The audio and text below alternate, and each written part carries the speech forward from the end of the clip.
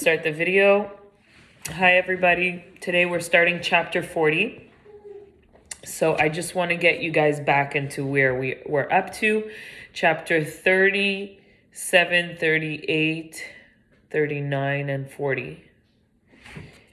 Talk about the intention, right? Intention. Why is intention important? Before that, the chapters before that, I think it's actually 38, 39, 40, sorry.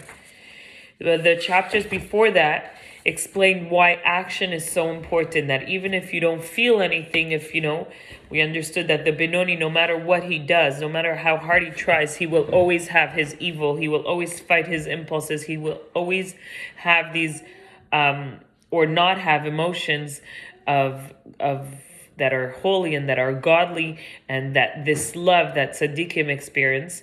But the Tanya tells him, you don't have to worry.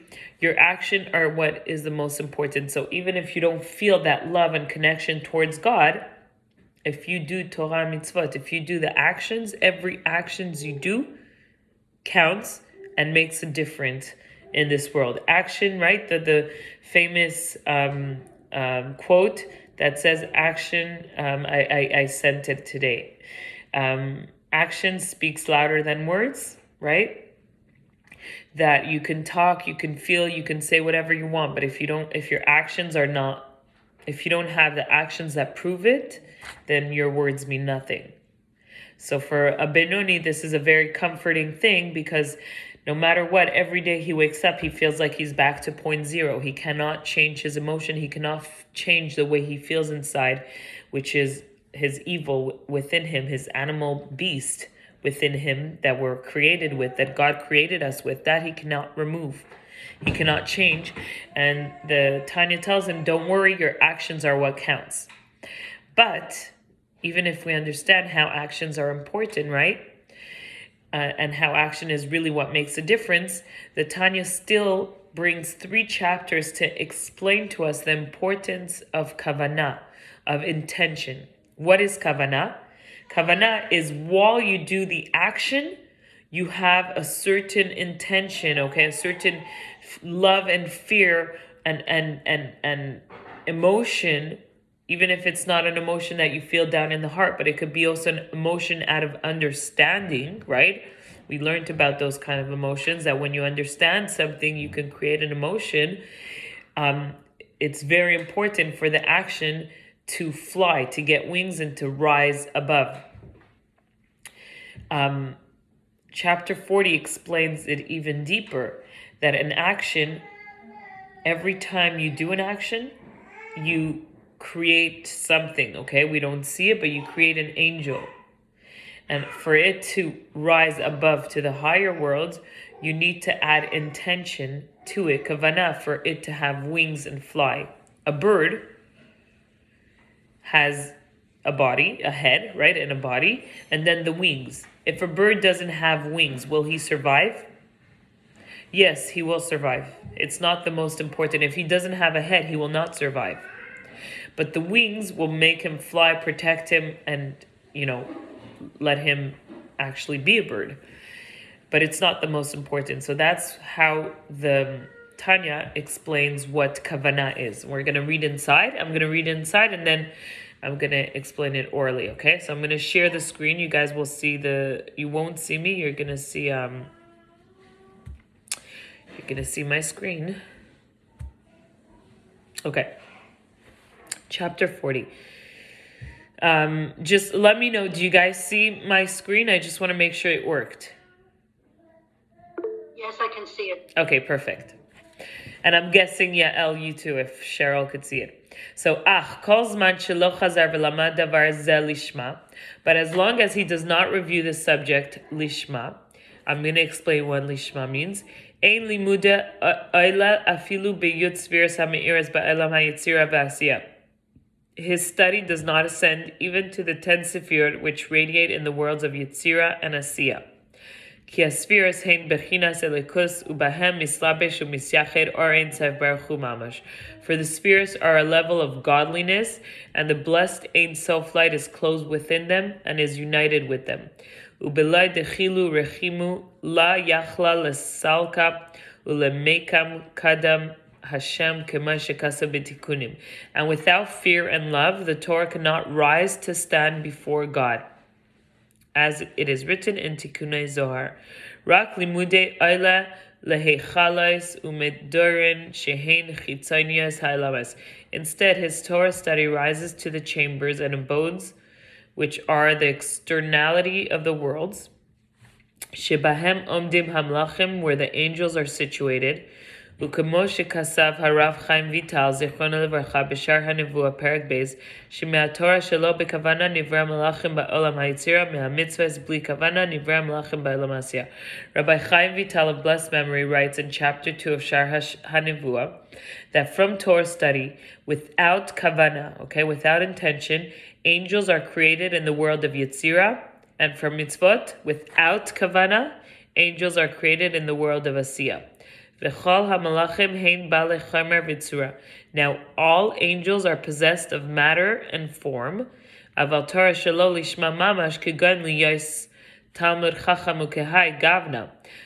studies strictly shelo lishma, for selfish reasons, as for example, for the purpose of becoming a scholar and the like. Eina oila klal lemaila afilu lechalas umidor hamalachim dikdusha, does not ascend on high at all, not even to the chambers or to the abode of the holy angels. Ella nishar slamata ba'elam hagashmi shehu medor haklipas, but remains instead below in this physical world, which is the above of the klipot.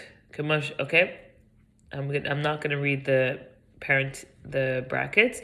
Ukamesh kasa bezar al pasuk ma yisran la adam bechal amala sheyamal tachas hashamesh. Sorry, someone just came in, so I'm going to admit them. Hi, Dorit. Hi. Hi, we just started chapter 40. Great, okay. So we were just explaining how we're concluding the whole explanation of why kavanah, why intention is very important, okay? So I'm sharing my screen and then you're going to see me. Don't worry. You're going to see me soon. It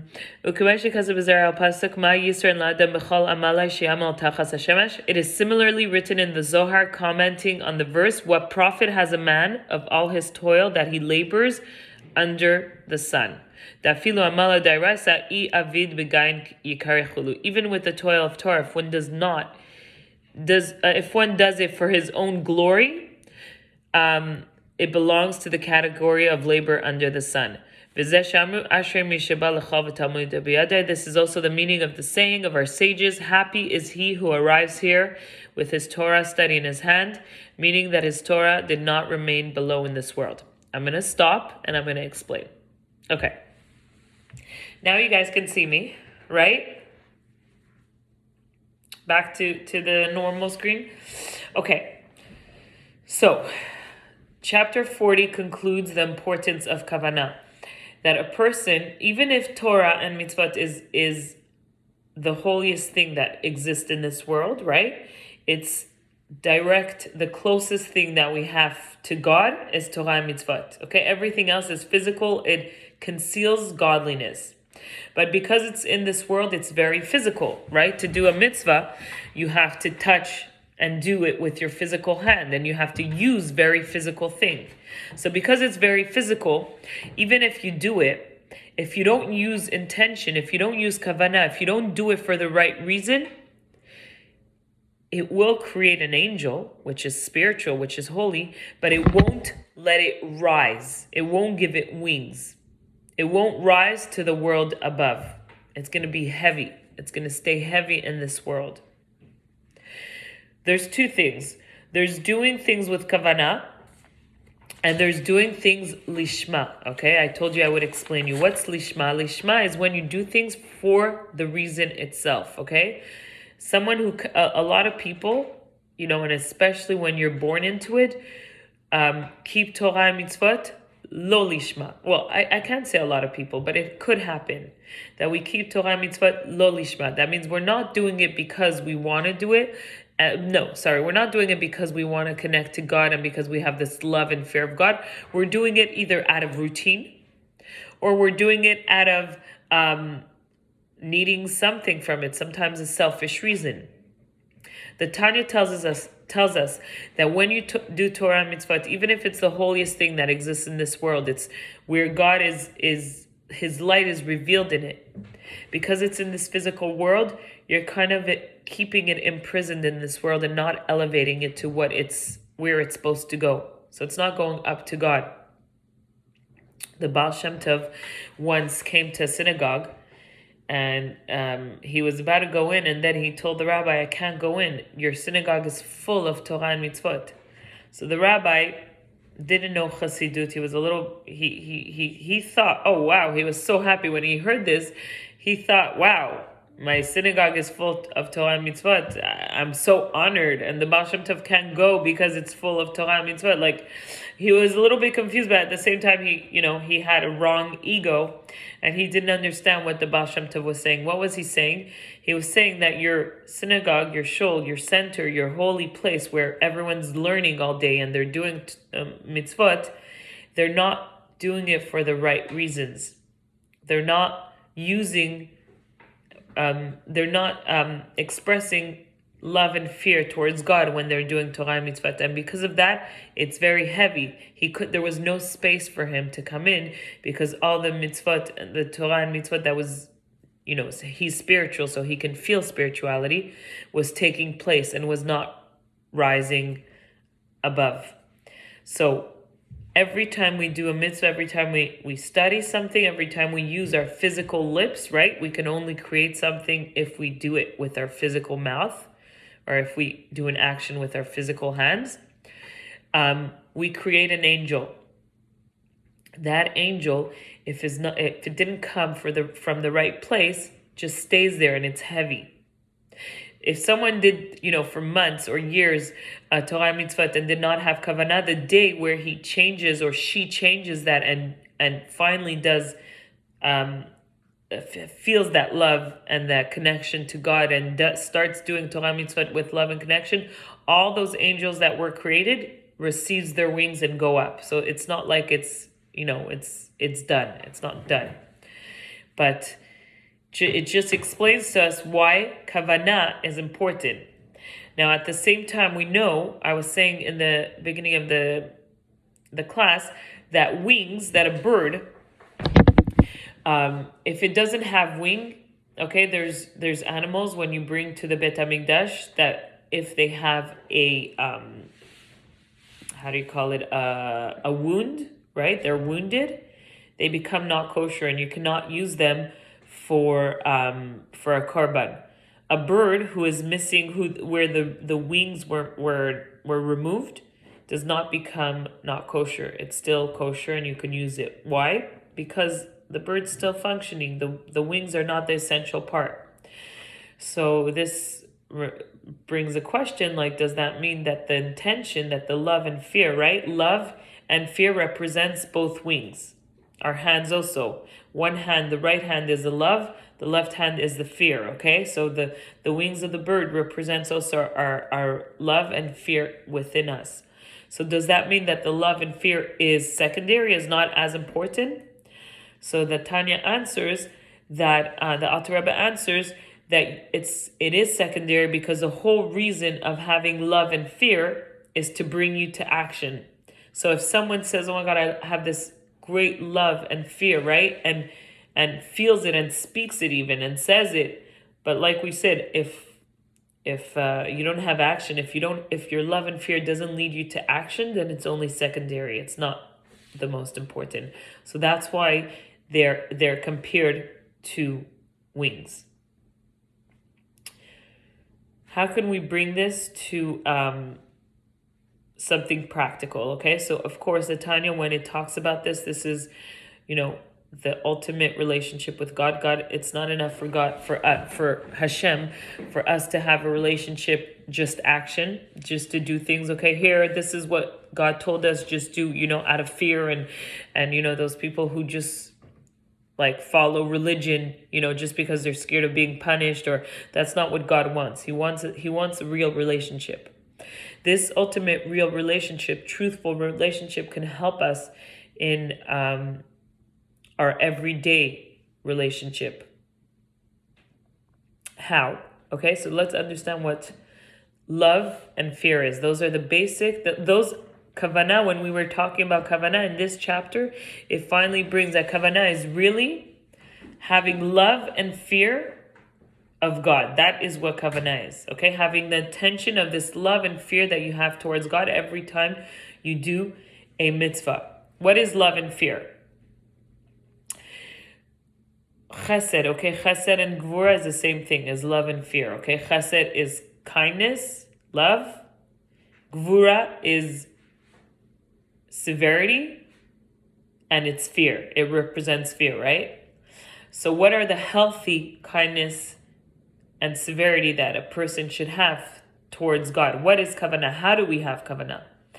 When rain comes down, it's the best example of that love and fear coming into the world, okay? How? If rain only came down with love, with ahava, with chesed, it would fall down like a bucket, and it could be very destructive.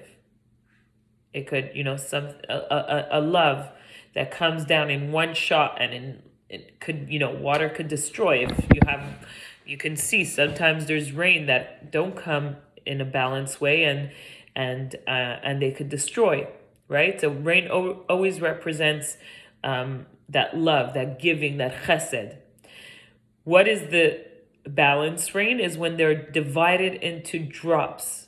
So the fact that it was divided, the water were divided and falls into drop, that was gvura, that was put into the rain, and that comes down and slowly waters the grass and slowly waters the plants, right? Falls very gently on us, doesn't hurt us, doesn't destroy, but instead brings growth and nourishes, all the vegetation and whatever needs to be done with the rain. So that rain represents the perfect balance of chesed and gvura, okay? How do we have that in a relationship? Is by being able to love, to have a great love, for God, of course, but for different people in our life, but through severity. That means without in one shot, or through different ways and slow, ways of that are more divided. Like through a child, it's through, buying things that are according to his level and trying to communicate to his level and trying to understand his world, okay? Balancing the chesed and gvura.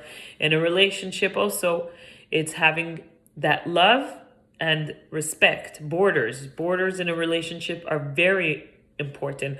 A lot of people won't understand that, and most relationships that are loving, you can have great love in a relationship, but if they don't have borders, if you don't have healthy borders in a relationship, that relationship won't work.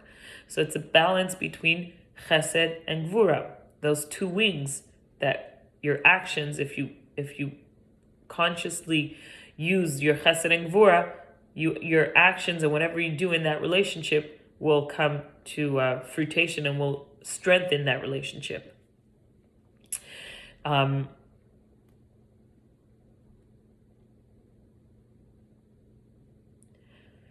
There's also something interesting that says here.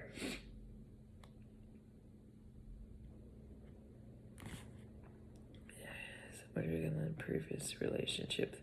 There can be two relationships, okay, and this represents a relationship. Okay, not a. This represents a connection to God that was done out of routine, and a connection to God that was done with intention, right? With kavanah.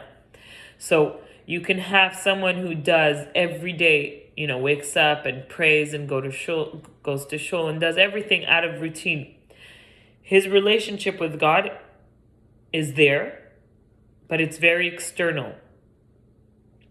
It doesn't touch the essence. It doesn't reach the essence. Okay, it's very external, and it's because it's happening. So mitzvot are important. So there are things that are being created, but in a very external part. Okay, in a very external way. The connection's there, but it's very external. It's like someone who shares something with you, but they don't share really who they are. They don't share their essence. So that connection is there. Okay, someone comes and, does a service for you, or like a worker man, a handyman, or whatever. It's very external, right? That's the relationship that you can have with God without kavanah. But then what God really wants and what we really want, I think that's what the humans are searching, and this real relationship is a deeper relationship where your essence is given over to the person. And sometimes in certain situation, when that person gives, in certain situation, even I'm thinking, I'll give us an example, but I'm first going to explain what I'm saying. Sometimes by giving the essence, that the relationship could seem like a really bad relationship, right? And you can even think that person is your biggest enemy, and meanwhile that person is giving you something so much greater than that serviceman who's coming and fixing something by you. What's the point? What's the what am I trying to say? Is that in life, you can see someone, and especially when it comes to relationship with God, you can have people who have relationships that are very external but seem so much greater, right? Because you see it, because it's very, like they do everything they have to do. You see it, you're sure you're connected. And sometimes you see people who have very quote unquote bad relationship with God, or not doing anything, but their essence is there, and it's so much more connected. It's so much deeper than a relationship that's very technical or very external. We have to find that balance. Superficial, right? When you say external, you mean superficial? Superficial, external, yes, exactly. It's very superficial. That means, why I'm using the word external, it means, because there's no superficial to God. You can't... En surface. C'est ça, exactement. C'est en surface. You're not touching the essence of God, exactly. And kavanah helps us balance having a external or superficial relationship with God to something more deeper. But because God is something so great and so unreachable, and there's that constant balance of having the superficial relationship and having a deep relationship. And many times when you have that deep relationship, it could be covered up sometimes with things that are not so positive. It could be, and that's where the balance of chesed and gvur comes, where the balance of having a love, a great love, and control, a severity, respect or fear of God comes in handy. And this helps, bring our actions that are the most important and raise them up to a higher level. And it says that someone, in the Tanya we read, just the last paragraph we read, it said that, I just want to read it so I'm not going to say it wrong.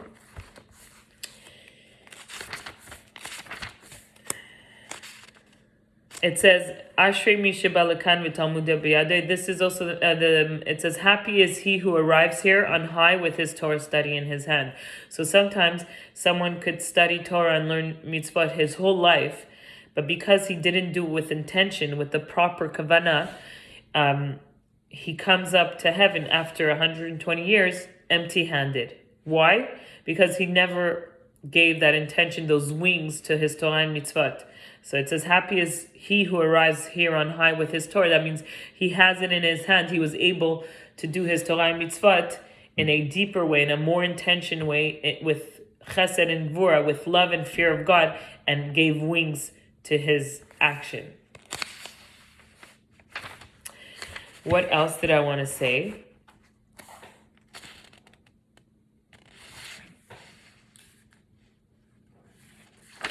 What else did I want to say?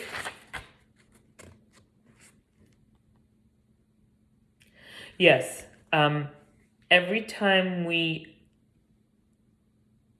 use the proper intention, we sweeten gvura. So gvura is usually negative, right? It's very harsh. It's severity. But every time we do something with the proper intention, we sweeten in our life. It affects any harshness, severity that's supposed to come towards us. We are able to sweeten those severity, and that brings the balance between chesed and gvura in our life. So I thought also that was interesting to hamtakas agvuras, which is, in life, the world originally was created just with chesed. When God first created the world, He just used kindness, and the world exploded. Right, the first world, and they exploded in little pieces, and finally He used gevura to create the world. But the pieces of chesed, the pieces that exploded, are in this world. And we're the ones who are supposed to elevate it, right? So this world, in a way, is very severe. It's a world of severity. When we see negativity in this world, we shouldn't be surprised. This is a world of severity. By doing Torah mitzvot, it sweetens the severity that are in this world. So it brings our actions, brings something positive in this world.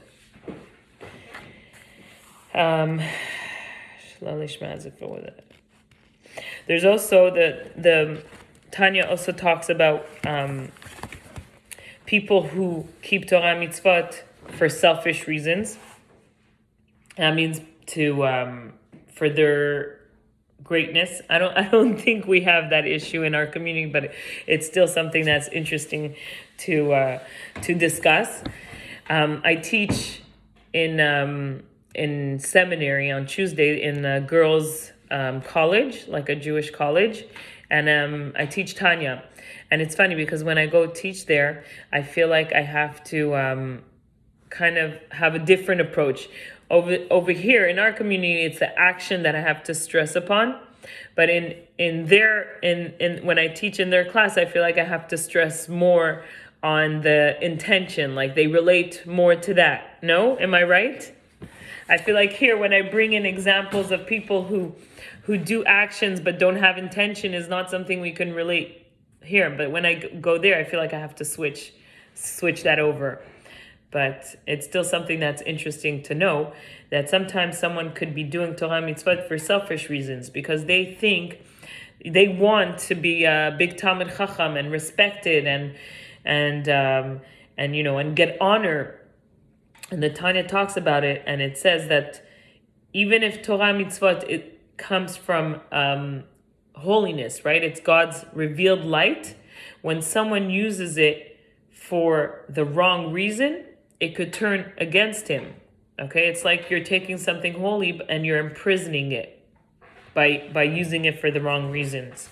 So that's what it means. So there's to not have the right intentions, and there's having, there's lo lishma and there's kavanah. It's two different things.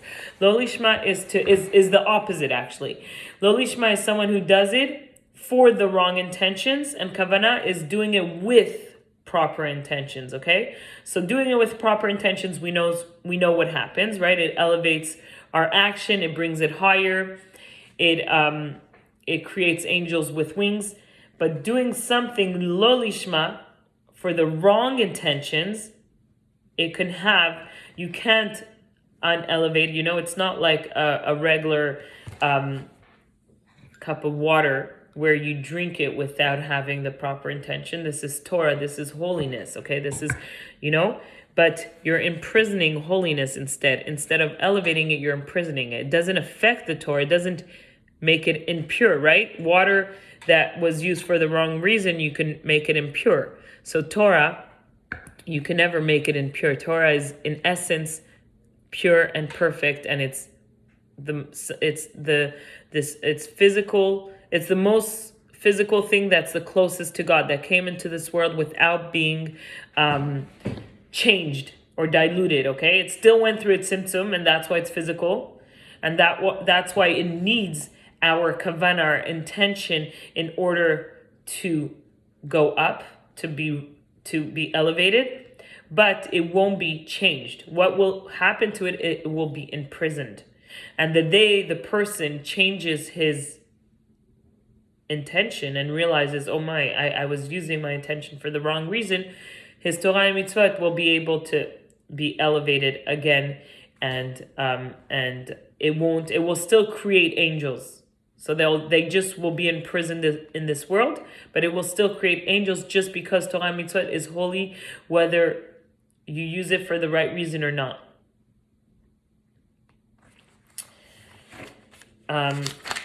Okay, what else do I have to say on this chapter?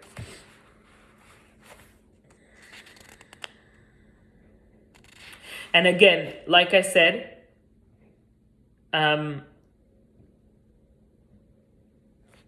that the reason why the Alter Rebbe compares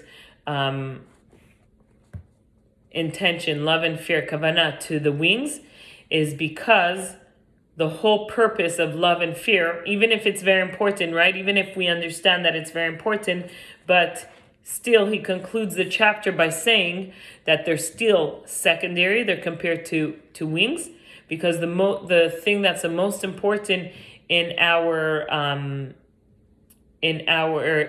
world is to do the action. So people who do Torah and mitzvot, even if it's not, for a selfish reason, but they just do it out of routine, they're not imprisoning their. It's not the same thing as using it for a selfish reason. So it's a little different. Using for a selfish reason, you actually imprison Torah and mitzvot.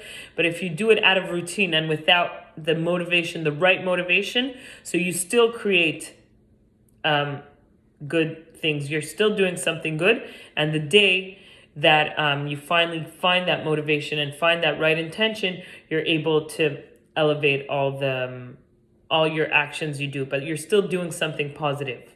So doing action without intention, you're still doing something wrong. Doing Torah and mitzvot with the wrong intention, with the selfish, this can imprison Torah and mitzvot. It creates something, but it imprisons it. And finally, doing Torah and mitzvot with the proper intention is the highest level. There's 2 levels, right, of intention. We learned there's intention that comes from animal instincts that are not thought. They're very instinctual. So that's one level. And finally, there's a second level. The highest level is human level, which is thought out, an intention where you thought and you created through your thought process, through learning. And that is the highest level of intention. And that brings your actions, every actions you do, to the highest level. In a relationship, again, you can have emotions towards a person that are very animalistic, are very instinctive, towards your children, towards your spouse, towards your friends, towards the people around you. If you feel it, you'll act upon it. The minute you don't feel it, everything could go wrong. But if your intention, if you think about it and you use your moach, right, over your mind over your heart, your actions that will come out from that will be far greater and far more powerful than your intentions, your actions that come through the instinctive emotions. Yesterday I was in IKEA with my daughter, and she was reading. She told me, "What does it mean live with intention?" And I turned around. I'm like, "Wait, live with intention? Oh no, not live with intention. They said conscious living. I think live with conscious living. I don't remember what it was. Maybe it was with intention. I'm sorry. I just know it reminded me of my Tanya class. But what it was talking about, people who are careful with recycling and with the atmosphere and with have a greener home, right? And I thought it was very interesting. It's very related to Tanya, that you can do Torah and mitzvot, right? Regular, like all of us, we can live our regular lives by the regular food, run our home, and it's fine. It will work. But if you use intention or consciousness, or you think about what you do, wait, every time you buy a product, you're thinking, wait, is this product, where was it made from? Is this product helping our environment? Is my house, is the way I run my home? You're living with intention, with consciousness. You're thinking, not just thinking, but you're doing something with which eventually creates an emotion, a connection to what you're doing is so much greater than just doing things out of the routine. And if we're able, of course, if we're able to do that in our physical life with, like you say, with saving the environment is beautiful. But if we're able to do that in our spiritual life, our spiritual level will be far more greater than just living things out of routine. And I think it goes hand in hand. Personally, the way I see it, the more conscious I am of different things and in my spirituality, the more conscious and refined you are in your physical thing, okay? And you won't always see it, because sometimes people be like, oh yeah, you're religious, but you're so not careful with the environment. But I believe I see the more I'm conscious about, not that I want to do many things to save the environment. I'm not saying that it goes hand in hand, but I feel like the more you work on working on yourself to be conscious about your action, of what you do, why you do things. Why am I waking up? Why am I saying modani? Why am I dressing that certain way? Why am I? The more you do it in your daily activities for other regular things, you're just more conscious. You want to be more careful with what you buy, with the food you eat, with the way you throw out things. It's just a practice. I feel, this is my personal experience. Doesn't mean it works for everyone. I'm just saying that the more conscious I'm with how I live, the more conscious I'm with every action, and it hires. And the Tanya explains us what happens in a spiritual level is that, yes, it's not only physically it awakens me and makes me aware of my surrounding, but spiritually it hires everything. It gives wings to all of my action and brings Torah and Mitzvah to where it's supposed to go instead of staying in this world. Do you guys have any questions or anything to add?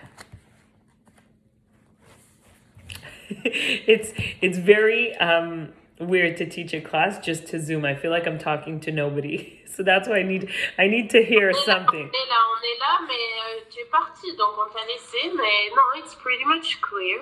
For me, it was. Okay. Makes sense. Yeah. And it's funny you say it makes sense. Last week, I was explaining that to the girls. I told you I teach in Montreal, and I think they had a hard time. They're younger, of course, and a lot of them are doing things out of routine. And it was hard for them to hear that doing things out of routine is not always good. They're like, why? Why can't I just do things out of routine? Why do I need to change? Why do I need to be conscious? Of course, they're younger, but still, it's unfortunate when you're used to doing and you're told that this is the right thing, right? You're doing the right thing. You just don't really care about putting any action into it. The minute someone tells you, wait, stop. Why are you doing this? It scares people. It scares a lot of people. Like, why should I think? It adds a goal to the intention adds a goal and a conviction to your actions, because let's say quand j'ai commencé à courir, yes, in the beginning I was running just for running, but every day I remind myself it's not a habit, it's just the new, how do you say, mode de vie, like a way of a lifestyle, let's say. And I was always reminding myself why, because it was pushing me to carry on it, right? Yeah. So j'essaye de dire que ça doit être la même chose pour Torah et Mitzvot. Sometimes you have to ask yourself, well, why am I doing this, right? Yeah. Because tu peux pas juste être en mode automatique. À un moment donné, tu as besoin de te rappeler pourquoi. And I think it's personal. Everyone has his own reasons why he's doing what he's doing regarding religion and his relationship with God. But definitely, when you are conscious of what you do, it brings another level. Yeah, it's so here for sure. Quality of action. For sure. Bigger. It's like when you love with a deep reason and connection and consciousness, you're gonna give way more than just because you love. For sure. Reason. I'm sure it is the case. Yeah. For sure, and to add more. The Alter Rebbe said it's impossible to live just out of routine. With Torah mitzvot, with a relationship with God, it's not only it's better for you, but it's impossible. It's impossible to stay because you're imprisoning something. You're doing your actions are not coming to what to what it's supposed to where it's supposed to go. So you have to break yourself from those routine. You have to break yourself from just doing things for whatever selfish reasons or for just because you were told. You have to break yourself and do things more consciously. And not only will it have an effect on your spiritual level, right? Like we understood, it will have an effect, or not only will have an effect, like you said, a motivation, but it's actually having an effect in the spiritual level where it's creating angel with wings and bringing it up. And it just makes me think sometimes people with baggage.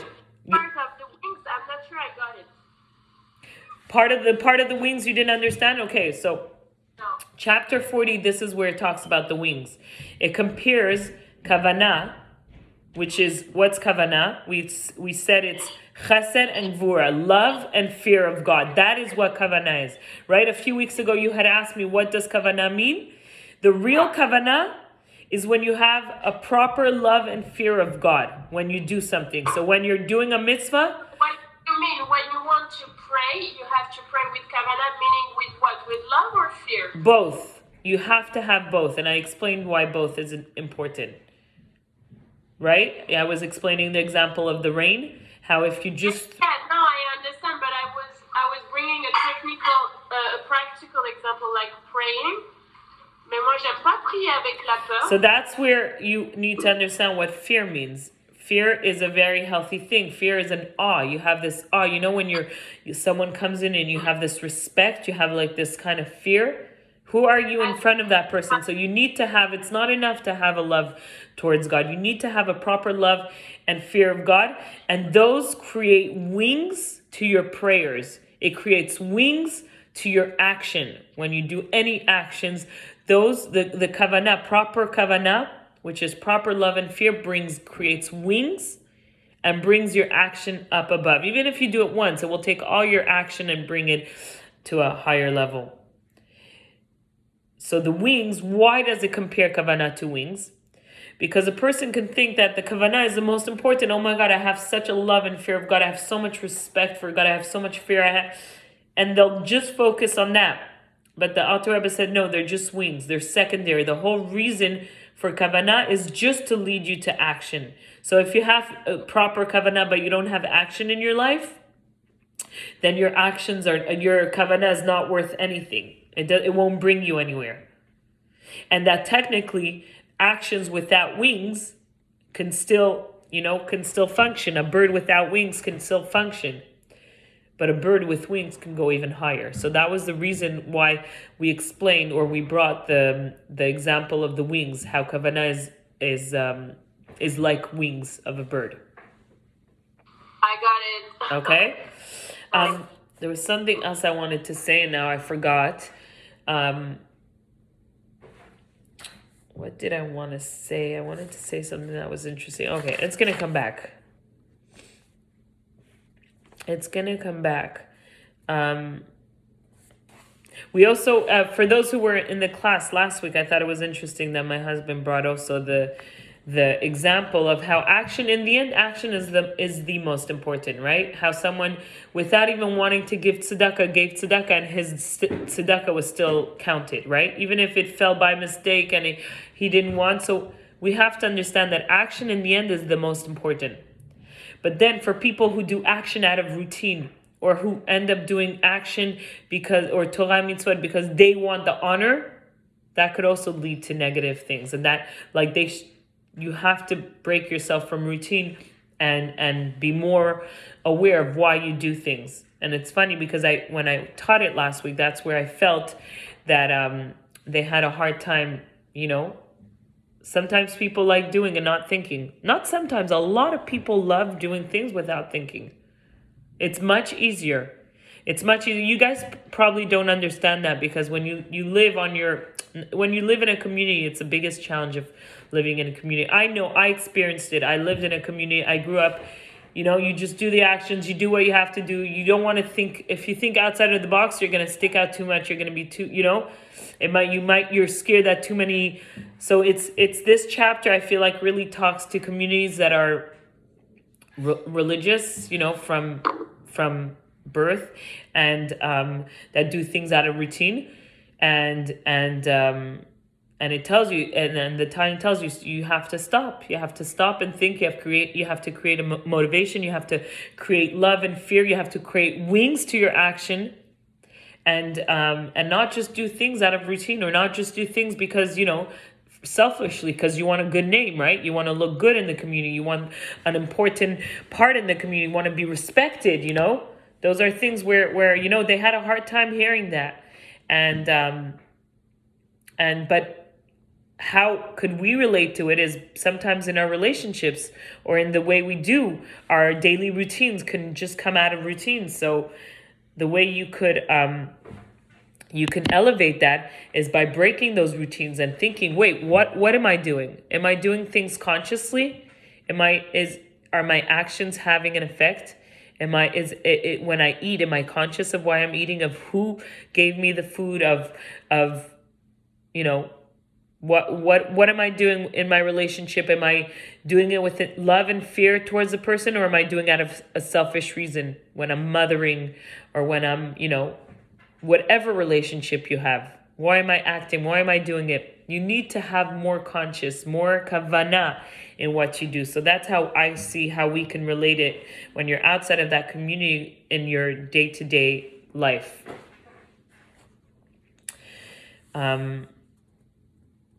And I thought it was very interesting, when I was preparing the class, that sometimes certain relationships can seem very negative towards you and could seem like your biggest enemy, but that you're receiving something so much greater from that person than what you can understand in certain relationship. It made me think, when I heard this, when I was preparing this class, I was thinking of a parent and a child. Many times a parent wants to give something so big to their child, and they didn't balance it. They didn't use the right amount of chesed and gvura. So the way it came to their child, it came in a very negative way. And the child thinks that, their parent is the most horrible. And you see it so much today, like parents and children who are not getting along. Not because the parent and child don't love each other. It's because the way they connected, the way that either the parent or the child gave over or connected to the other person, didn't have the proper intention, didn't have the proper balance between chesed and gvura. And because of that, it seemed like it was something negative. But meanwhile, it could be something so much great that the parent was giving to the child. And much later, usually you see children much later on realize, oh my God, I didn't realize what my parents gave to me, or what whoever was giving to them. So I thought it was very interesting that, yes, intention, kavanah, is so important in our day-to-day life, to know how to balance our chesed and gvura. And sometimes when we're receiving something that may seem negative, maybe we're receiving just something so much greater than we can understand, and we just have to wait until we understand. Or maybe when we want to connect to someone, try to be more intention. Are you balancing the chesed and gvura? Are you giving too much love that might be destructive? Are you having the proper borders? Are you balancing your intention in a certain relationship? And this will strengthen the bond and to a deeper bond and a more healthier bond between the two people. So, yes, this is to conclude chapter 40. I will take a break until after Pesach because there's so many things to do in order to prepare Pesach. But for now, this is what we are. This is where we're up to. We're concluding with chapter 40, and the next chapter is going to start a completely different topic.